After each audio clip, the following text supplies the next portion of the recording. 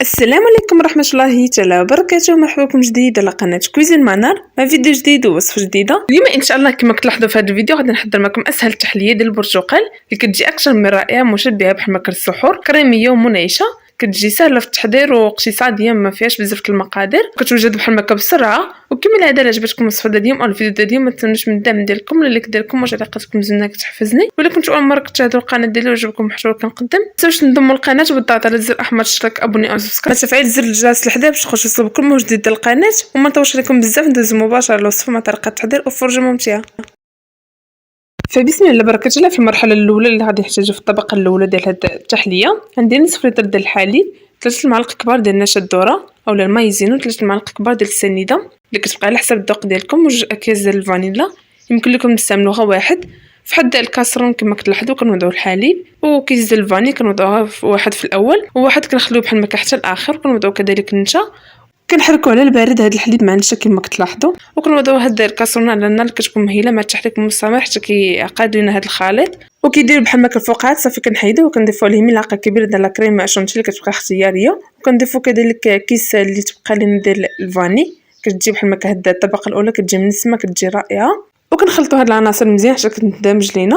وغادي نجيبو بحال هكا الكؤوس ديالنا اولا الزليفات باش غادي نقدموا فيهم هاد التحليات. انا اختاريت هاد الزليفات كيجيو بحال هكا رائعين في التقديم، وكنفرغوا فيهم بحال هكا هاد الخليط كما كتلاحظوا.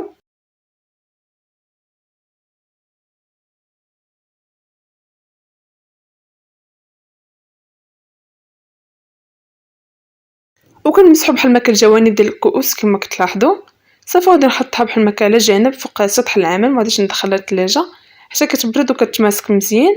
غادي ندوزو بحال هكا نحضروا الطبقه الثانيه ديال البرتقال اللي غادي نحتاجو فيها كاس ديال المركز ديال البرتقال فايت اللي حضرته معكم، غادي نخليكم راه ديالو اسفل هذا الفيديو. 3 الكؤوس ديال الماء كيكون عادي من الروبيني، وكيس ديال الفلان من وزن 5 غرام. يمكن لكم تستغناو على هذا المركز وديروا بحال هكا العصير ديال البرتقال حتى هو كيجي رائع، وديروا معاه السكر. انا هنا كاع ما درت السكر حيت هذا المركز فايت اللي درت فيه بحال هكا السكر كيكون حلو. صافي كنديروا بحال هكا هاد العناصر في واحد الكاسرونه وكنحركوهم مزيان كما كتلاحظوا، وكنوضعهم على النار اللي كتكون مهيله مع التحريك المستمر حتى كيغلى لينا بحال هكا هذا الخليط.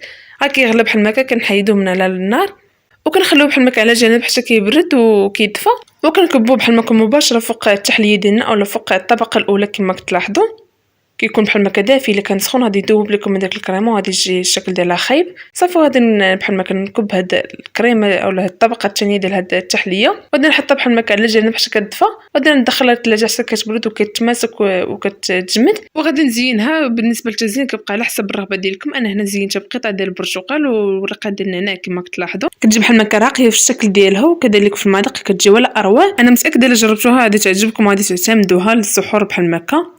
فايت اللي حضرت معكم التحليه ديال الفراوله اولا الفريز كتجي رائعه، وكذلك التحليه ديال التمر والتحليه ديال الكيك وصلصه الشوكولاته كتجي حتى رائعه. غادي تلقاو الروابط ديالهم اسفل هذا الفيديو. كيف ما كتشوفوا كيفاش كتجي هذه التحليه كتجي رائعه والطبقات ديالها كيجيو باينين. وكما العاده اللي عجبتكم الوصفه ديال اليوم او الفيديو ديال اليوم ما تنسونوش من الدعم ديالكم لايك ديالكم وتعليقاتكم زوينه كتحفزني.